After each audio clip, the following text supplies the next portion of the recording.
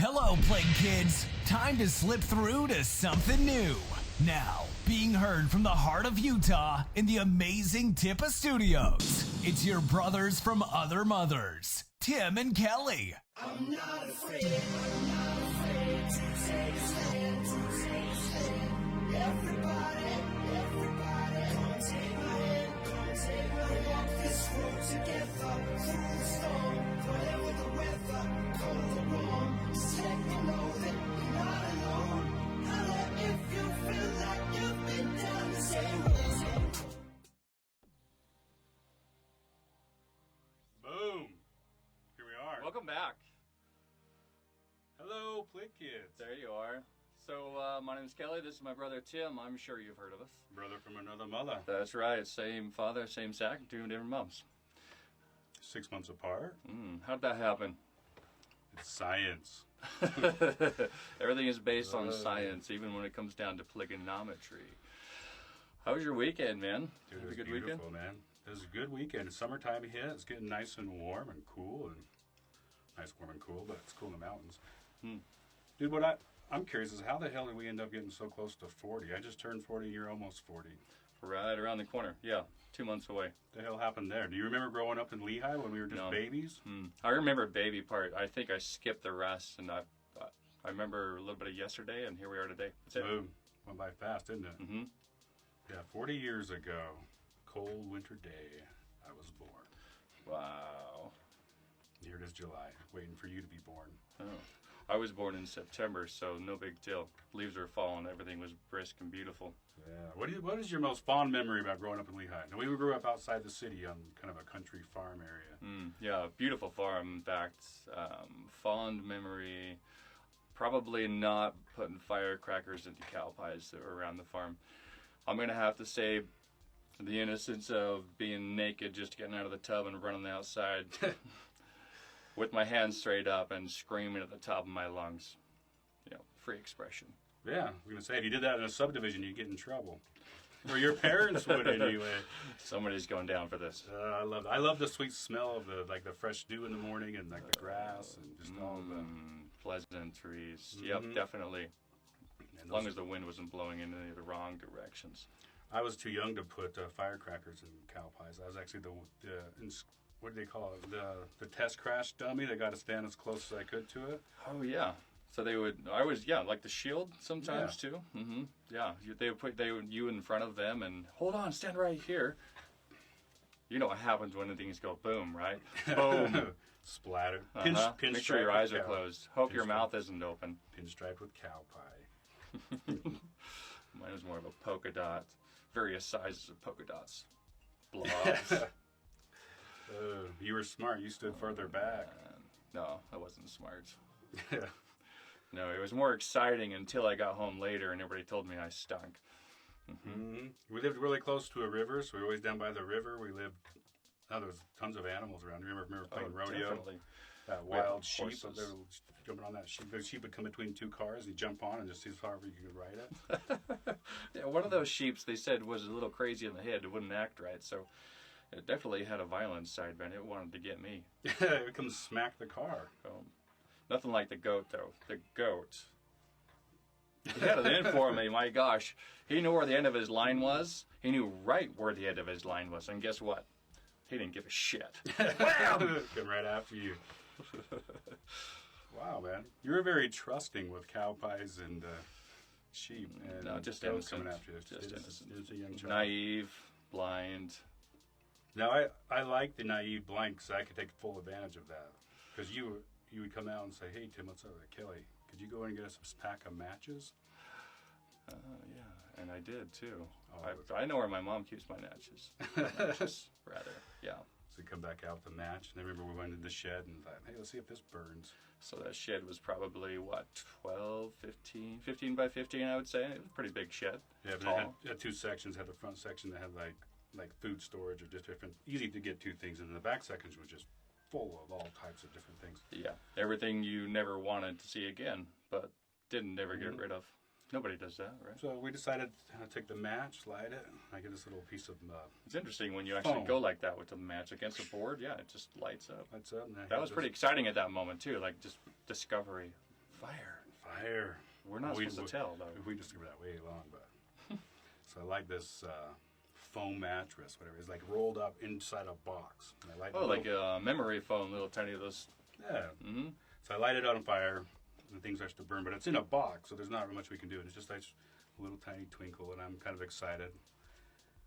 I don't remember what I was off doing something else at that spot. I was trying to light something else fire. I remember you calling me, Kelly.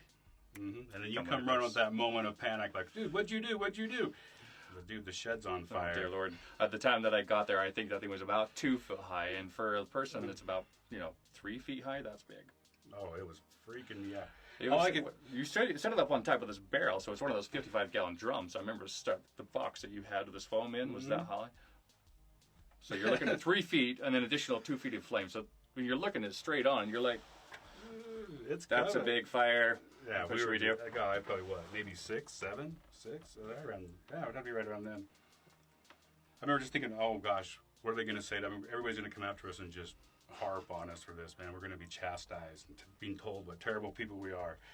How long did it take you to think those thoughts? Because in about that fast, that flame was almost touching the ceiling. Oh, it was freaky. All I could see was this big, giant, glowing thing of yellow just coming out. Like, ah! Yeah, believe it or not, foam burns. Like, it's highly flammable. It's got all those pockets in it that it's like, oh, oxygen. Mm. Oh, and more oxygen. Feed me, Seymour. That was scary, that big bright light. So after we were done being dumbstruck, because it was pretty odd, like, wow. You had to get over the wow before you could actually react and do something about it. Did we do anything? Yeah. What did we do? Didn't you go biking with your sister, or not your sister, your daughter yesterday? I did. I love mountain biking. So there's this really cool trail by my house. In fact, it starts up at the base. You got a road that goes like a busy road, and then underneath it's got a tunnel, big long tunnel. So this road's like 4-lane road. So you can imagine how long this tunnel is. So you ride your mountain bike, you go down, and you're looking down this tunnel. And it's like 100 feet, and you can scream, and just the echo's amazing as you're riding through there. So she and I were riding through this tunnel, and then it starts up the mountain. You got like this main road going up through the mountain, and then you got like all these little detours you can take off for these little side bike rides. And they're fun. They're so fun. You can tell I love mountain biking, man. It just brings out something. When you're going downhill, that passion, you just like, all the wind just breezing through your hair, and you're not hot anymore because you got to pedal up before you go down, and you're hot. So when you're coming down, everything starts feeling good, and that's when that rush hits you. You feel amazing. So there's these side trails coming down, and on the way down, we decided to take this little side trail. And it's like a whoop-de-doo trail. Whoop-de-doo. Whoop-de-doo. Because you kind of go whoop-de-doo, and then your stomach kind of does the same thing. It's just that right amount where you're not jumping, but your stomach does. Okay, all right. Next one. Right at the end of this, there is this really sudden, sharp turn, and it's got this berm up the side. So that's like when you're riding up sideways, you got to go completely sideways on your bike to catch this thing. If you're going fast, if you're going slow, no big deal. And shift back to 2 weeks before, I'd watched someone go down this exact berm, and right before it, there's this big up whoop-de-doo hill, and it launches you on the downside right at this turn. And this kid, man, he did not hit the timing right. His speed was too fast, and he wasn't leaning in on this because you really got to, like, you're going sideways. We didn't go sideways, man. His bike stopped at the top of that berm, boom, and he just flipped twice, boom, boom, boom, boom, landed on his knees and continued rolling down the hill, stood up into a run and ran down the rest of the way. And by the time he got to me, he was like bright-eyed and shocked. His helmet was crooked and his knees were bloody and pouring down his legs, and he's shaking like this. I'm like, dude, that was awesome. Remind me to slow down. Learn from others' mistakes, right? Exactly. Learn from others' mistakes. That was the point. So I knew the next time I went down this hill to anticipate this turn. So I'm coming down this turn, and this is crazy. As I'm riding up, when me and my daughter are getting ready to go down this hill, she brings up this subject. She's like, you know what, Dad? You know what really sucks? If you go to the eye doctor, they're like, let's see how your eyes are doing. There might be something wrong with your eyes. So what do? They lay you back, and they shine this bright light in your eyes. Oh, my God, I can't see still. Okay, open your eyes. Open your eyes. They pry your eyes open. All right, good. How do you feel? I see spots. Yep, that's what we thought. We're going to need a prescription for that. Damn it. What are these guys up to? I don't understand. What do the hearing doctors do, you think? What's their technique to get their clients? Squeaky beep beep. What's going on? I keep hearing a tone in my ear. I knew it. You got some hearing problems. Which really brings up a scary thought. You know, when you go to the doctor and you give them the physical, like, and you got foreskin, they're like, well, pull that back. We got to make sure you're okay. What's going on, doc? Well, I hate to tell you this, but it appears that your foreskin is pulled back. Shit! What does that mean? I don't know. Pull it forward. So my question is, who are you playing doctor with? Oh dear Lord, here we go. So as we approach 40, well, I've already turned 40. You're approaching 40. Bastard. Was that a bad thing? No, we're getting new insights, new understandings. Like coming up as a plig kid, do you ever sometimes in the past felt like you were running from something? No, I was always running towards something because I had older brothers who were older than me, and I knew that if I ran toward enough, I would eventually get older than them. Mm-hmm. Isn't that a concept that goes through every kid's head?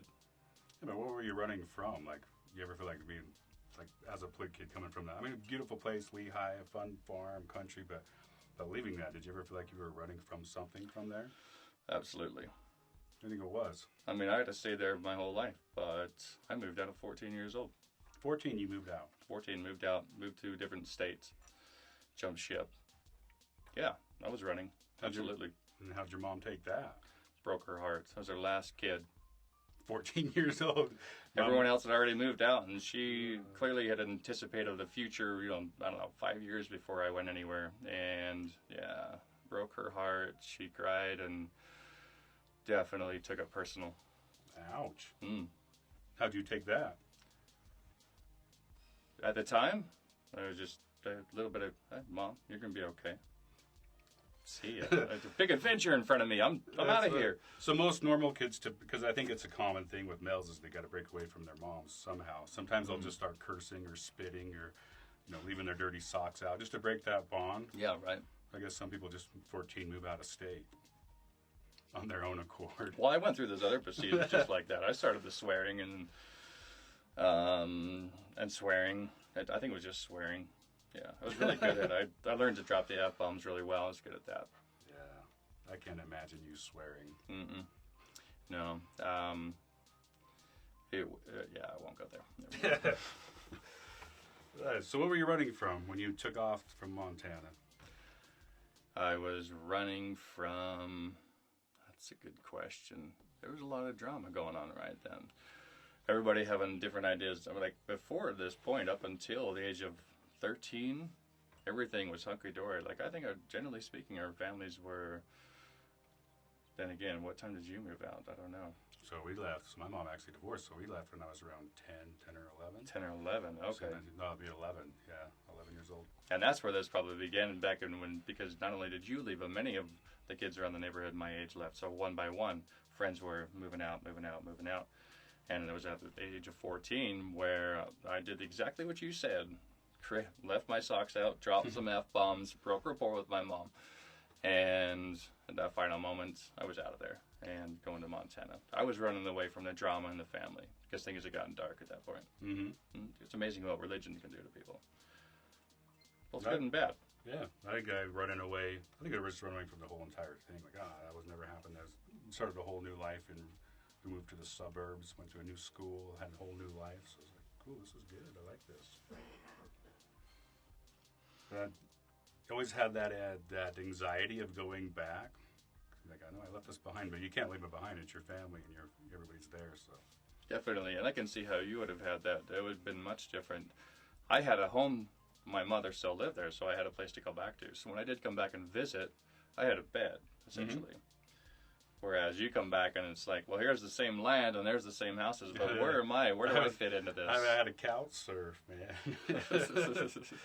Yeah, that was actually kind of odd to me because I really took a detachment that I did not fully belong. I did, but I didn't. Mm-hmm. My ideals changed, my perspective changed, and everything else. But did you have a place where you did belong? No, yeah, I always blame my mom's. Yeah, for sure. Perfect. Yeah, absolutely. So did you ever feel like towards your upbringing, and when you left, was there anger or was it hate that you? No, it was more like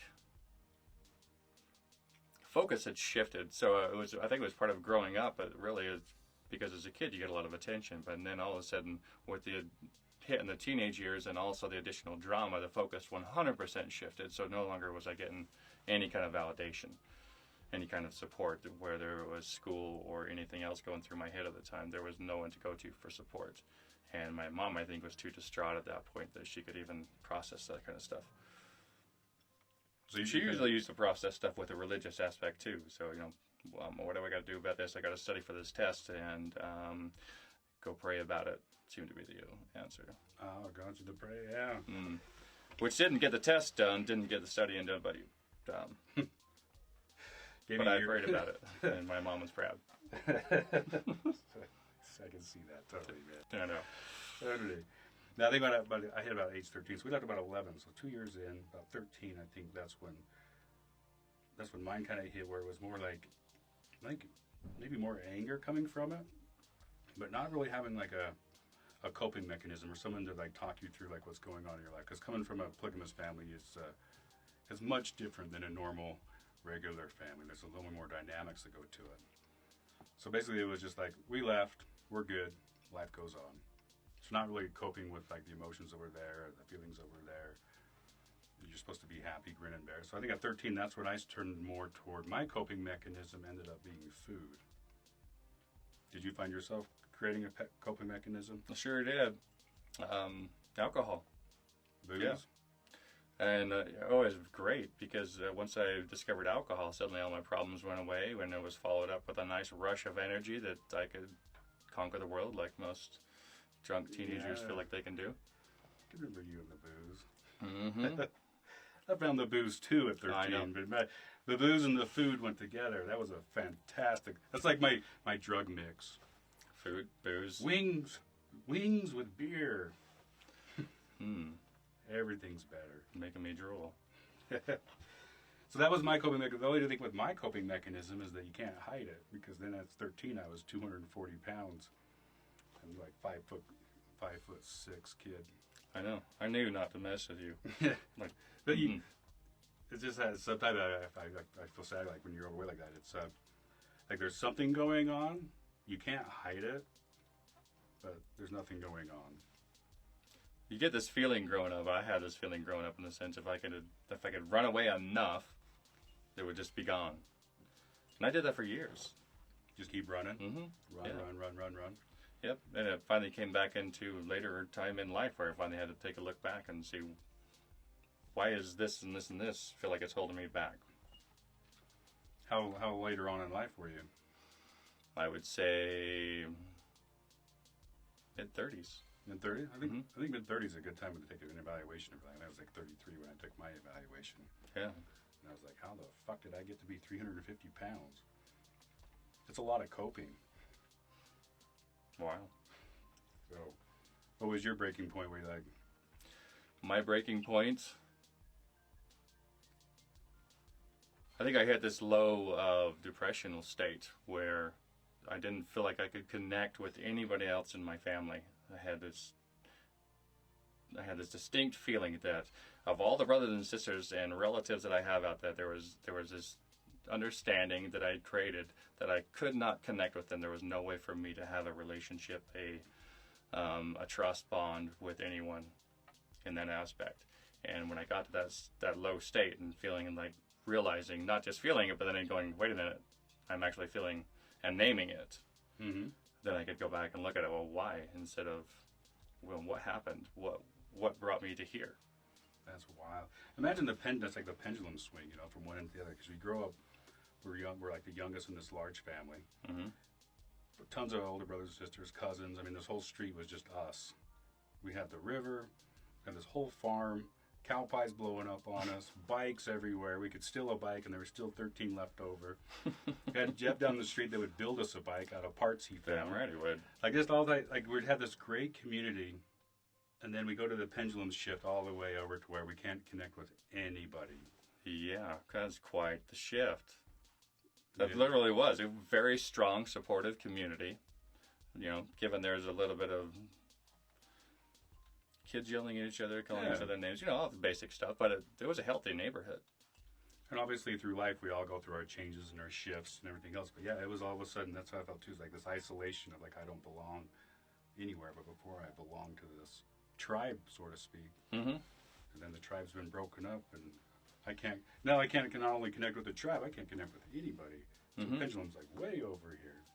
Yeah. Or before, you had no problem just showing up at someone's house, walking in there, opening their cupboard, and having something to eat. Or grab some matches. Hey, can we borrow some matches? How old are you? 6. Be careful. Yeah. Don't burn the field down. Don't worry about the field. Yeah, that pendulum swing, I think that happens a lot too, because you have like these good values and beliefs of being a good person, but then that pendulum can swing all the way to the other end as well. Then it's like, hey, I'm going to drink, I'm going to smoke, and all these other different things that I wasn't allowed to do because it has to.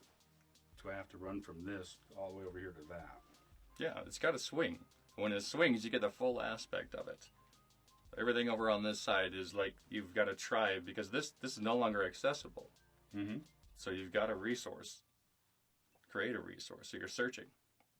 That was my discovery. But what were we searching for? Because I feel like with me, when the pendulum came over, I was more lost over here. I was more lost when I was eating food, drinking beer, doing all this coping stuff, trying to figure it out, being isolated. I was more lost. Do you ever feel like you're lost in life, just running in circles? Oh, yeah. And then longing to have that same feeling I had before as a kid, but I ran from that and I had all this anger toward it. So There's a turnaround. No. Now I'm guessing that was your 30-something. well, that's where like, what the hell am I doing? This is bull. Like it's just this. Okay, how can I create more pain in my life? That's what I'll do today. Day in, day out. Like, so I finally just like, screw this. This is weird. So laying on the floor, staring up at the ceiling on a rock bottom, going, how the hell did I get here? And realizing it was all my own damn choices. No one did it to me. And that even made me more mad. Mm-hmm. Oh, yeah. Yeah, I know because I went through the same thought process. Very similar. You have to internalize it all and then take responsibility for it. That was tough. Taking responsibility for everything that's gone on in my life. When I'm the one that was responsible for it, even though it seemed to happen from an outside source. I'm the one that reacted, said what I said, did what I did. Mm-hmm. Owning up to that stuff. Can't blame anyone anymore. That's a huge step. I think a lot of people, that's a, because you really do get on, like on that situation, I mean, I'm staring at the ceiling, I'm thinking, you have a choice. I can take accountability for all my shit, or I can just keep piling. Like, it really is a choice at that moment. Or do I keep piling it on and be the victim in it? Like, it's this flying thread of, what do I do? What do you do? I took accountability and took responsibility for my life, but it was like this, you know, a gust of wind could have took me in the other direction. Damn. If I would have left the window open, would have, boom. Oh, fuck it. I'm a victim. Where's the beer? Where's my beer? Where's some food? 400 pounds. Here we come. But taking that responsibility was a huge game changer for me because after I shipped out, it almost seemed like you make that choice and then it's like you start down this path and it just keeps going that way, like the healthy lifestyle, because you just make that choice. That's all it took was a choice. And then you're just going down this pathway and just different things show up at different times, different people, different things, but it all kind of supports that ultimate goal of. Interesting. So what I was able to create in that moment when I started shifting things back, it wasn't visual. Even I'm a very visual person, but I couldn't find anything I could be drawn towards it with that. So I actually found a gut feeling rather, and I didn't even know how to expand it other than I just had this feeling inside me like, this feels good. I don't know what it is or where it's coming from, but I want to build on that. And so from that perspective, I was able to grow that feeling, and then it became my outside circumstances, what I began seeing and hearing. And so you tend to see people differently, you hear people differently, hear your surroundings differently. Whole different perspective. Mm-hmm. Start to notice it all different. That's cool. It is cool. How old were you at this time? I want to say 29 to 39. 10 years. today. No, I'm serious. Probably, it was funny because every year I thought that I was like, because I could feel it happening, like this sucks. Next year's going to be better. Next year's going to be better. Next year's going to be better. But it wasn't. I would just keep trailing down with the same habits, with the same rituals, and arrived at probably it was about 35, 36 right in there. Okay. And then I think it was the 36 tipping point, and I saw 40 in front of me, and I said, I can't go there. I can't be 40. I can't be 40 and have this shit still happening. That was good. I think same with that 39 was like, dude, I'm almost 40. What the hell? Mm-hmm. Change some shit. At 33, I remember laying there thinking along the same lines, but it was just noticing like throughout my life the same occurrences keep happening, but it comes in a different shell or a different package. Like even though it was just different people would show up, but they'd be the same people, and they treat me the same way, and I treat them the same way. So it was like I just kept repeating the same patterns over and over and over and over. And at 33, I'm laying there, and I'm just like, holy cow. Like, I'm seeing every choice that I made that created the scenario of, like, just keep coming at me, until I just, like, boom. Fuck you. Like, that's a good stopping mechanism. Yeah, it's like, laying there, like, why? But then shifting that around and changing that was a hard step, but I had to do something because I didn't like the see, that's why I really love mountain biking, because what I was telling you about with this feeling that I generated in that moment, I get that feeling, and that rush of mountain biking is the same sort of a feeling. You know, it doesn't always have to be like you're going on an adventure, you're doing something high energy. It can be in any aspect. So going down through those trees and mountain biking, going through those whoop-de-doos, and I got like the shade and the sun shining through all at the same time, so I'm multiplying between shade, sun. I've got sunglasses on, and I can't see a damn thing. So I don't know where I'm going. Every time my vision's just like back and forth between light and dark. It's really hard to go through that like that and not wreck. So I'm going down this hill, and I take it very slow because of that. And I end up coming back again for a second run. It was too slow. I ended up taking my sunglasses off and coming through a second run. And as I'm coming down this second run, it was this gut feeling again, this feeling right there, this rush. But I'm calm at this state. Mm-hmm. And so I anticipate this berm ahead. And so I can feel every feeling that I need to make on this bike based on this feeling right in here in my gut. I can feel every turn. Now my vision's good. And I can hit this berm and not project myself over it and launch into the forest at this point. That's a good strategy. Damn right it is. So feeling first. Mm-hmm. She must have felt pretty good. That was the kicker. So right there, right at the bottom, you launch down this hill into the berm. Right there, if you hit it right, does something right here. It amplifies your good feelings. Good feeling. So I already had it started, and right there you get this whoa inside of you, and it amplifies. That feels so good.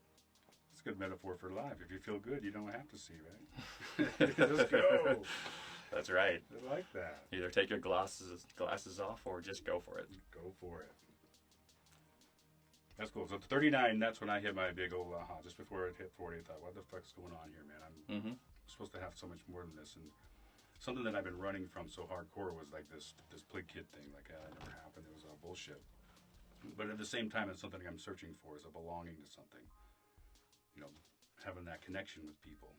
Or just having that freedom, just to, that freedom, you know, like, as a kids, we just had that freedom with people, just to go up there and be ourselves and chat and talk and do whatever else, until that kind of shifted. But I was like, man, that's all I want, is just to have that freedom. But not realizing that, trying to find this superhero that was going to show up in my life and like, there you go, Tim, there's all your wishes come true. Just waiting for that right person to show up at the right time. And I would find people, like I had a nutritionist, I've had people help me work out, and I always thought, oh, maybe these people will be my superhero, you know? But how do you know that superhero wasn't going to show up when you were 41? They were just waiting until you were going to turn 41. Tim, if you just waited one more year, we were here this whole time. Because I realized, I know, like even dating people, you even date girls thinking, you know, that they would fix something. I guess this was weird, you know, screwed up thing, is trying to find someone else that would fix it. So yeah, growing up, getting to that point, realizing that shit, there's no one showing up. Maybe at 41 they will, but I realized that after 39 years, I'm my own motherfucking superhero. Damn right. So that's where I'm like, okay, I got to be the superhero in my own life. So that kind of shifted everything. Like, no one's going to show up and change this. So I had to go back and start realizing what it was like to be a plig kid. So okay, that's actually kind of fun. I hung out with Kelly, and like, 35 other people my same age. Yeah. Have that connection with people and sort of embracing that. And that's really amazing. I mean, we come up from a polygamous family. We have a connection with that many people as kids. I mean, that's significant going from that many people to just yourself. Mm-hmm. Yeah, it's wild being all by yourself. Mm-hmm. That's like, whoa, this is weird. There's not a lot of noise going on or commotion or, wow. I think that's too something significant of being some of the youngest kids in the family is there was always someone there to pick you up. Didn't matter which family they're from, but there seemed to always be something there. Until there wasn't. But since you come from so many people there at your fingertips, at your resource ability, so. Yeah, there comes a certain point, I think, when you get to that age. I think 13, 14 is kind of that age is where you really, with our religion, well, not our religion, I wouldn't say ours, it's not, but what we were raised in, that's when you step into a different role in life where you start to become more like conditioned young boys to become the men of God and do different things. So that's when things change, but fortunately for us, it was, I'm out of here. So you missed the whole conditioning. We missed the whole teenager to adulthood range. Mm-hmm. So, I never got the priesthood, did you? You want to go there? I got all kinds of powers. Shit. Don't worry. If anything, if you fall and scrape your knee, I got your back. Okay, I'm down. Do the old Mr. Miyagi thing, right? Yeah. Jesus has your back, really. Sweet.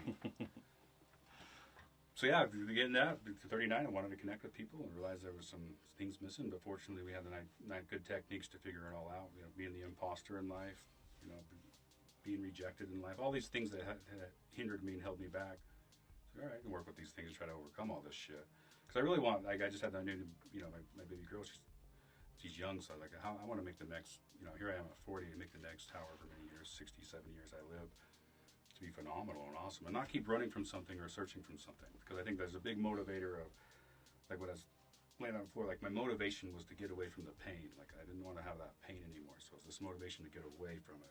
But there comes a time where you have to switch that motivation and turn it into pleasure. Like I want to go toward pleasure. Mm-hmm. So I don't want to keep dipping my toe into pain to keep me moving. So now my pleasure, like, okay, so now I want to make a very nice life for not only my daughter, but my family, my entire family, everybody involved. So a big aspect of that shift was having your kid.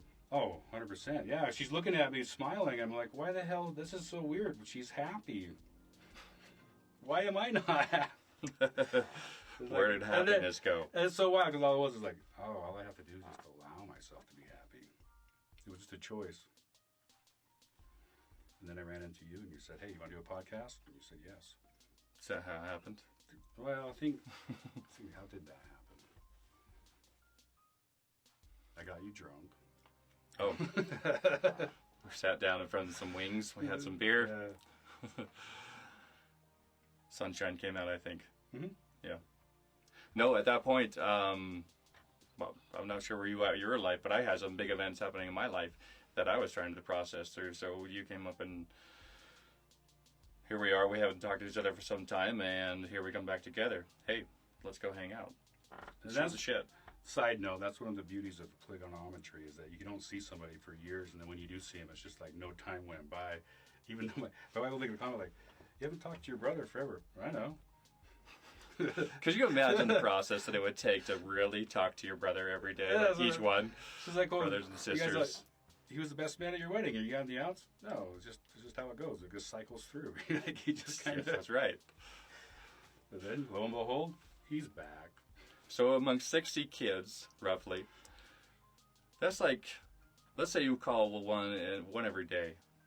So you're not getting back in touch with them for 60 days, 2 months, and you're supposed to keep in touch with them on a routinely basis. Can you imagine some of the conversations you would have with some of those people? That'd be exhausting. That would be extremely exhausting. I think it would just turn into, well, I was just talking to this brother, and they said that... Well, let me tell you what they said. Your hair is up too high. Oh, good. You called. I need someone to back me up that I'm right. I only have 10. If I get 12, then I can convince everybody else. 12 is a very significant number. So that was the goal, 12. If you have 12 people backing you up, nobody can resist your argument. You don't, not documentation, people. If you have 12 people agree with you, you're right. Right? Right. Like all the way I think at that point you can start writing your own biblical verses. Oh, totally, 100%. Yeah. Put articles in the paper, everything, because I know a guy. Does the last name start with polygamy?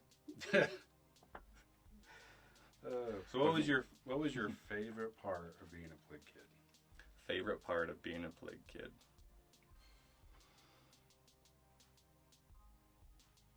I have no idea. No idea. Favorite part? Favorite part of being a plig kid? I'm gonna have to dig deep for this. Where was the joy? I had to stuff all that down, man. Just joy. We replace those words with negative ones, and that seems to be the way the celestial kingdom, because you have to replace the positive word with negative ones. You have to sacrifice to get You gotta into have that. the sacrifice. Yeah. Pain and suffering get you a free ride there. Put your nose in the dirt, and you get some bricks on your house, because that was always the ambitional goal. Get some bricks on your house in heaven up there. And if you're lucky, they were made out of gold. You would strive for that. Oh yeah, Tim. Well, I'm going to get bricks for my house for what I just did. Yeah, I never cut out of that one. I was more joking. I'm going to have to say that the older brother, my older brother, was the one that really took that one to the next level. I'm like, oh well, I'm going to live good here. Good choice. I think my favorite part was being a plig kid. I think it was like our parents were so, well, obviously we were the youngest coming up, so we're like the very tail end. Out of 60 kids, we're like the last 6 or 7 or 4 or something like that. Mm-hmm. Very tail end. So we had like, I mean, our parents were done. Like they were exhausted. You know, every other older brother and sister has already kind of like gave him the thing. Oh man, like Dad's 100% exhausted. My mom had 10 kids, so you can imagine she's exhausted.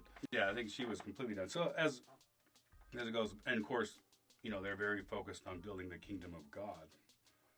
Mm-hmm. So with that, we never really had anybody to per se like keep a good eye on us. We had full reign. We Almost did have full too reign. much. That was one of the big things about it. That was one of the likable things about it, is we had full range. We could go anywhere within miles, and no one really worried about us. Nothing. And then during the day, like in summer vacation, we got out of school. You know, I had that 3 months. They'd all go to work. We'd go look for keys, man. We had that old Ford truck we'd take out. Like all of us, we'd piled in there. Like, how far did we go? So it's a tractor. I couldn't stay on the damn tractor. So how old were we when we started driving that truck again? I would have to say 8 or 9. I had no idea what I was doing. Tim, what do I do? See that pedal right there? Yeah. See that one right there? Yeah. Push that one. Oh, yeah, dude, I would sit there and watch. I'd watch them as they drive. I'd just sit there and watch it and see how they did it all. I'm like, oh, so I remember like, oh, they let go of the gas all the way to hit the brake. Yeah. Kelly, you gotta steer the steering wheel at the same time. What? I'm supposed to look up? I was watching my feet. Who was the first one to go around that tree and just gun it and just turkey tail it, man? Was it? I don't think it was me. We did it with the truck, but the funnest was my mom's truck. We would steal that thing when she wasn't looking. That thing was great at donuts. Yeah, and then we had that old. Oh, it goes on and on. But yeah, I think. I think we got it in like third gear, fourth gear, spinning around this tree. What is that? The biggest dust cloud you could ever see. Man, if that tree could talk. Because we got older, then there'd be like liquor bottles around it. Stories around the tree. Mm-hmm. Yeah, I buried my dog under that tree.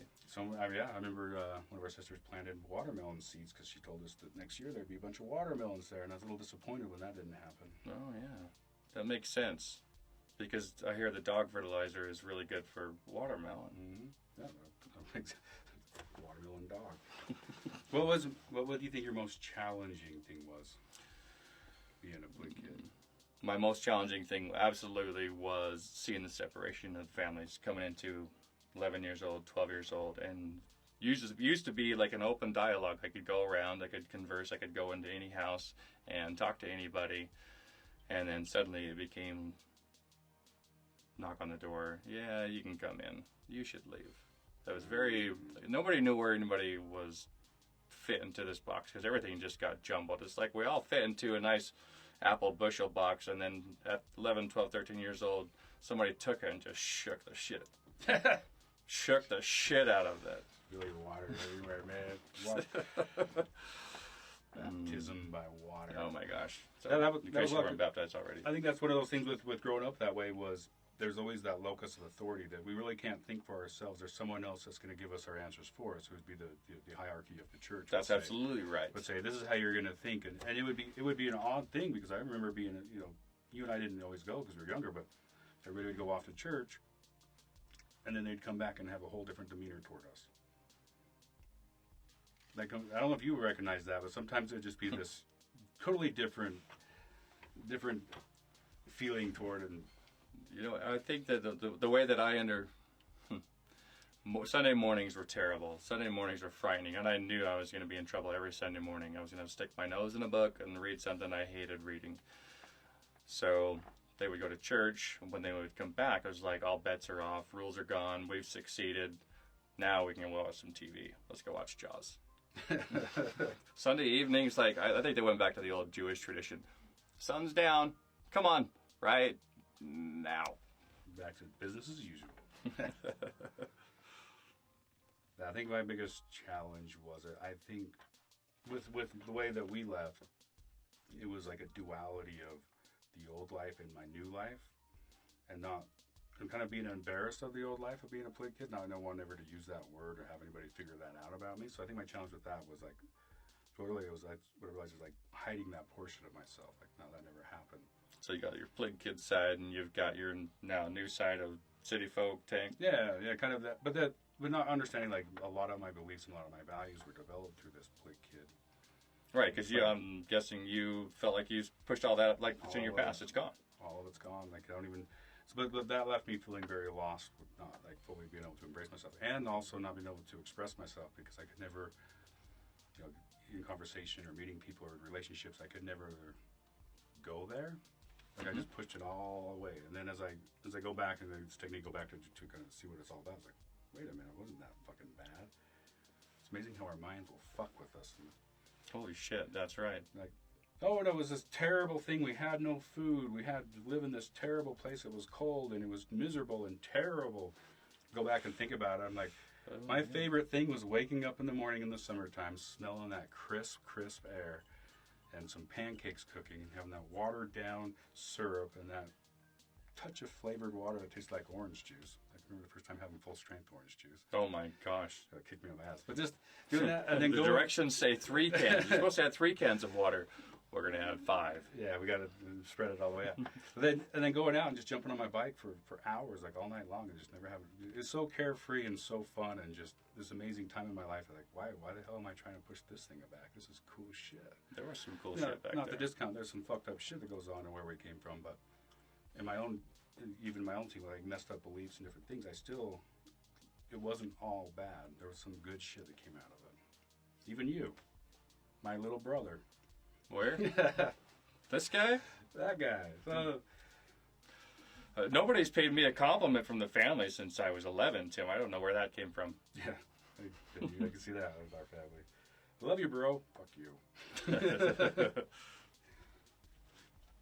That actually brings me back to, so you talking about we could be out for hours into the night, and it gets dark, and we're still out riding bikes. And if we're not riding bikes, now we're getting our shit together. We're going to go sleep on the trampoline. Mm-hmm. Those are some of my funnest times because we make our own homemade popcorn, bring it on the trampoline. You climb into your sleeping bag, and now you're jumping in your sleeping bag and bouncing all around, falling on your head, and eating popcorn. Dude, that was the best, just staring up at the stars, seeing if you could find a shooting star or something moving up there. That was super cool. Every 2 hours you'd hear a car go by. Yeah, there's a highway just a little bit further out there. You hear the noise, and you kind of feel the fear about, like, because we're always taught about stranger danger in our own version. But we had an older brother that would hang out with us, and he always had a pocket knife, right? Mm-hmm. Remember that story? Oh, yeah. Oh, yeah. Dude, Don't worry.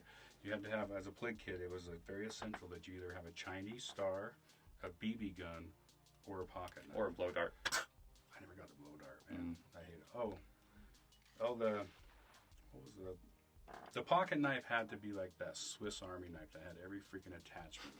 Like the kid with the most attachments was like, holy cow, yours has a fork? I'm like, yeah, man, what's yours got? Just a screwdriver, man. That's right. I think they talked about in the Bible, he who has a knife with the most blades wins. I can. I bet your dad every time he got in his car, like, fuck, they stole my knife again. Yeah, that's funny you say that. He finally just gave it to me. Here, you can have this. I mean, I'm done having enough of these be stolen from me. He tells me, first off, don't cut yourself. That's all he said. Yeah. I think that was one of the 10 lines that I heard. And he's like, don't cut yourself. So what do? I wonder how sharp this knife is. And I pressed hard, and it did. It worked. I had a 3-inch cut in my hand. You were always the curious one to do. That's so funny. I love that. I don't know. So here we are, man. We're 40 years old, jumping on a podcast. Too bad we didn't have this shit when we were younger. It would have been way cool. Oh, imagine the shit we would have done. Hanging out in our hut, podcasting. That was a cool thing. I think that was one of the greatest things, just going around to the huts in the neighborhood.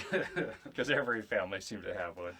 Given every family was a 30 to 60 populational family. But the underground one was the best. Underground, oh my gosh. So I got taken down there for Halloween. That was frightening. I remember that. I think I was this old. Yeah, I remember that. That was cool. Yeah, they carved like little faces in the wall and everything. I was terrified. So here we are, 40 years old, new beginning, new chapter in life. You'll be 40 in the not too near future. Mm-hmm. You'll see what it's all about. Yeah, I really am nervous, Tim. I hope you'll be there for me. Big 4-0. Yeah. Probably won't. I'll be busy that day. But 40, so I think this is something cool. Like we both gone into some trainings to what would you call it? Change perspective, change someone's minds, or help people through. Yeah, it really reframes your thoughts. So the way I process thoughts with my emotions, the way I see things in my mind, the images I create, and I have a reframe of what those. You change it around to be more of like I look at it more of it's like more solution based, and it's not such a like I think growing up like it's always the problem. Like growing up as a kid, it's a problem. This is a problem. That's a problem. My food eating, and switching it around to where now you're looking at things that are more solution based. Like, oh, there's a solution to the problem. Well, there's another solution to this other problem, which keeps you just moving forward in life and reframing things. And I think there's a lot of things like growing up as a kid. There's a lot of beliefs that we adopted that I know have kept me stuck throughout life. Mm-hmm. Me as a lot, well. A lot of it was just like a self-worth belief. Like I didn't feel like I was worthy, or I had this insecurity, or I didn't belong somewhere. So I always kind of just faked it, tried to, the old saying, fake it till you make it. Well, you can't fake it if you really don't believe that you can make it. Yeah, if you got a polygamous kid that's constantly in the background that you're trying to hide, your plig side of you, like, what's that going to do for you? Yeah, you can't express yourself. So someone's having to figure you out. You're like, oh, fuck, I gotta go. So a lot of limited beliefs I had as a kid, and like plus negative emotions that I've adopted too, like being angry and pissed off over things that I probably didn't really need to be pissed off about. And I think these things, letting those things go and trying to remap your life is into more of a happy, cheerful. Well said. Exactly. It's a remap. Like I have a different reference from what I used to have. Yeah. Because you see the future is going to be more brighter now. Hmm. So all these thoughts and beliefs about being a plig kid, everything that would drive my day-to-day processing, my thoughts. I wake up, you go through the same processes, you get minor shifts here and there.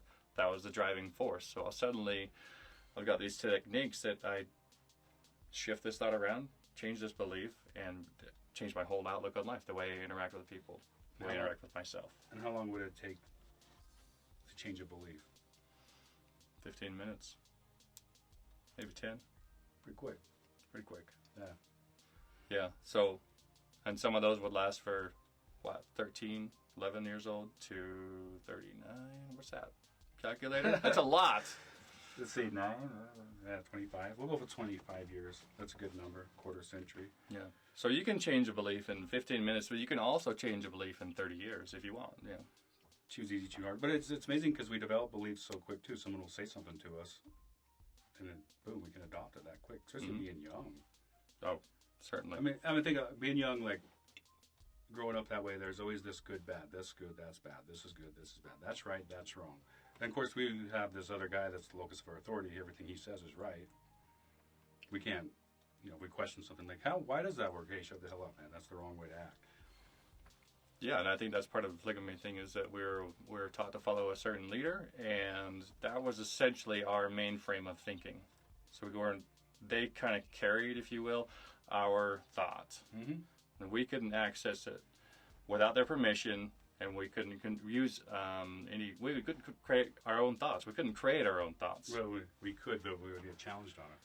But we didn't fit into this box. Fit in the box. But learning how to be our own authority was a lot like that time we burned the shed down. And we went in there like, oh shit. We jumped into action, ran over there. You had a bucket with holes in it full of water running over there.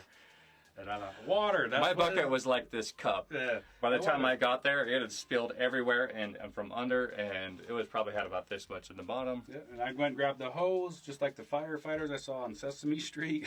Ran over there and we doused the folks, fire. This show is good for something. Doused the fire, came up with a solution.